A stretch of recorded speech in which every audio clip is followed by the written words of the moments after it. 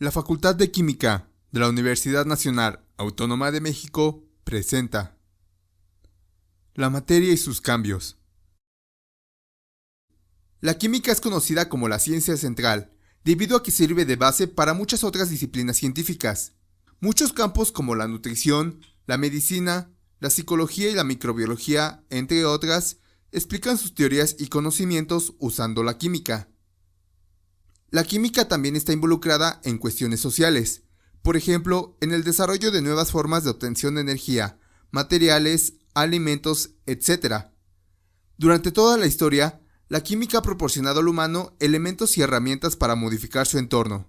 Algunas personas catalogan las consecuencias de la ciencia como negativas, hablando de las armas de destrucción masiva, insecticidas y manipulación genética, mientras que otras destacan las mejoras en la calidad de vida gracias a la ciencia, como el desarrollo de medicamentos, fuentes alternativas de energía, estrategias para garantizar la inocuidad de los alimentos, etc.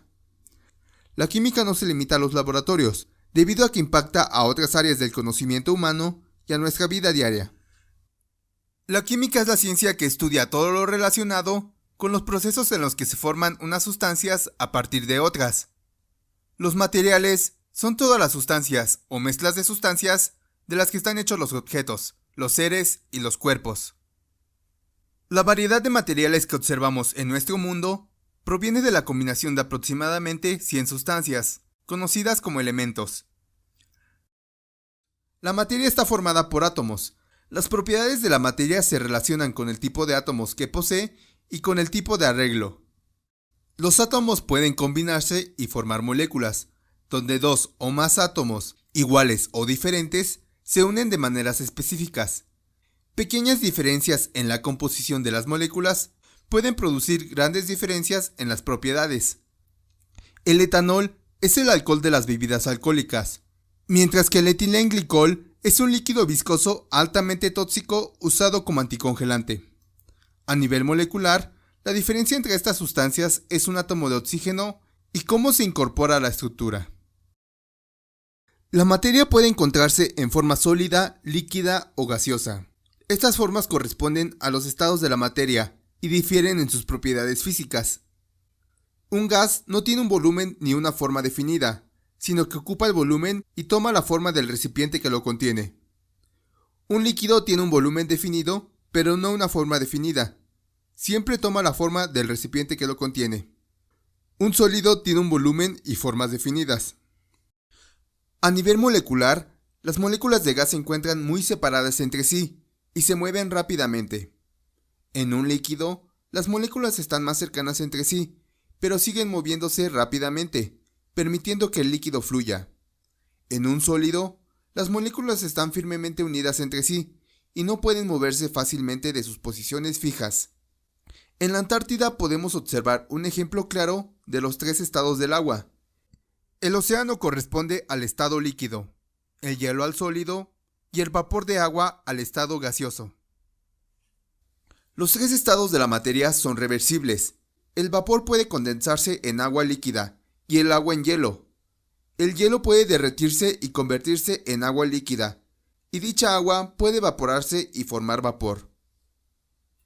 Todo lo que nos rodea está compuesto por materia, pero existen diferencias entre cada tipo de materia. Para poder estudiarla, podemos definir subcategorías de materia basándonos en sus propiedades y composición. La materia está formada por átomos de distintos elementos que forman moléculas, las cuales a su vez forman sustancias y a partir de estas se forman mezclas. Una sustancia es una porción de materia con una composición constante y propiedades específicas. El agua pura, los lingotes de oro y el oxígeno son ejemplos de sustancias. Cuando la sustancia está formada por dos o más tipos de átomos, se le conoce como compuesto. El agua es un compuesto constituido por dos elementos, hidrógeno y oxígeno. Cuando dos o más sustancias se combinan conservando sus propiedades, forman una mezcla. En la naturaleza es difícil encontrar sustancias, ya que la mayoría se encuentran formando mezclas. El agua potable que consumimos no es 100% pura, ya que contiene una mezcla de sales y gases disueltos. Ejemplos de mezclas son las bebidas azucaradas, las aleaciones y el aire.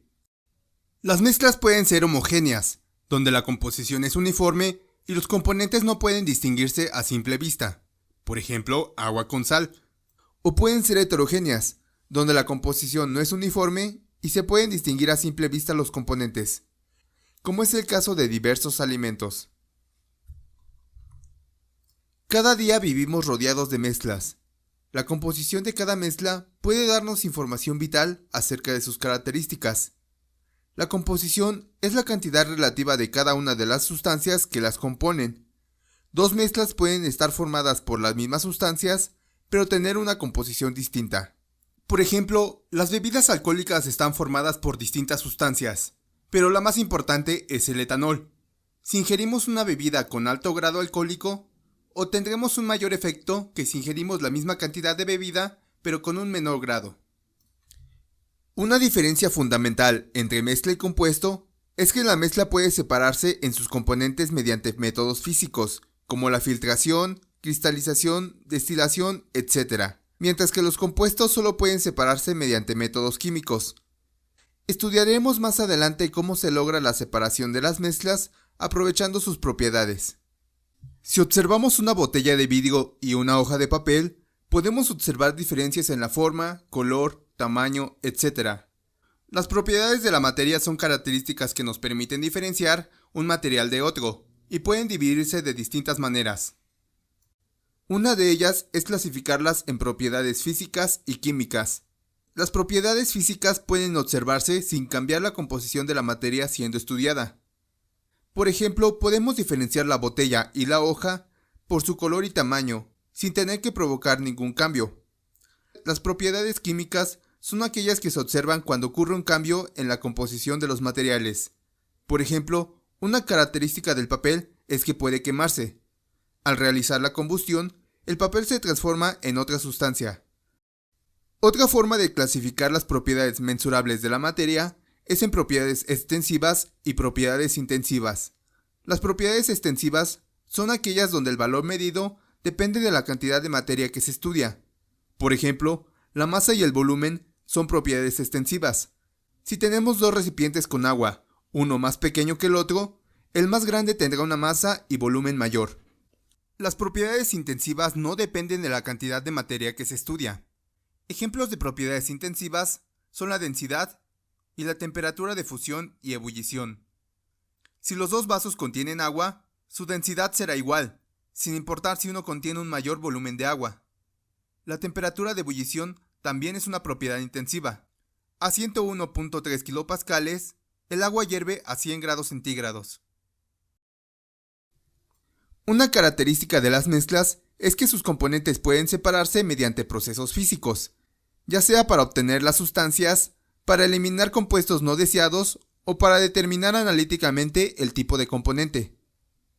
Las propiedades físicas más importantes que se usan para lograr la separación son la solubilidad, el punto de ebullición, el punto de fusión y la densidad. Existen muchos métodos de separación. Algunos de ellos son la filtración, cristalización, destilación y cromatografía, entre muchos otros. La filtración se utiliza para separar los sólidos no disueltos de una fase líquida, utilizando un medio poroso, normalmente papel filtro, para retener las partículas sólidas mientras que la fase líquida fluye. En el laboratorio utilizamos embudo, papel filtro y vasos, para poder separar precipitados resultantes de reacciones químicas. En nuestros hogares, cuando preparamos café también estamos realizando una filtración, donde la parte no soluble del café permanece en el filtro. La destilación es un proceso que depende de las capacidades de las sustancias para evaporarse. Por ejemplo, si calentamos una mezcla de metanol con azul de metileno, el metanol comenzará a evaporarse. El gas formado vuelve a condensarse en las paredes del condensador y nos permite tener el metanol líquido separado. La cromatografía es un método de separación que utiliza las diferentes capacidades de los componentes de las sustancias para adherirse a las superficies. Involucra dos fases, una fase estacionaria y una fase móvil. La forma más antigua de cromatografía es la cromatografía de absorción, donde un sólido, como un papel, se utiliza como fase estacionaria, donde se absorben las partículas sólidas, dependiendo de su afinidad y permitiendo que se separen los componentes. La cristalización Permite purificar sustancias que son sólidas a temperatura ambiente. Se usa una disolución saturada del compuesto y se elimina el disolvente por evaporación. El sólido que queda forma cristales, de formas geométricas definidas. Un ejemplo común es la purificación del sulfato de cobre 2, que se logra disolviendo el sólido en agua caliente. La disolución saturada se evapora y se obtienen cristales de un color azul intenso. En el 2008, el artista Roger Ions llenó un departamento con 7.500 litros de una disolución de sulfato de cobre 2. Se dejó que el compuesto cristalizara durante varias semanas y después se drenó. El resultado fueron paredes, suelo y techos cubiertos por cristales. Un trabajo llamado Seashore, que actualmente se exhibe en Inglaterra.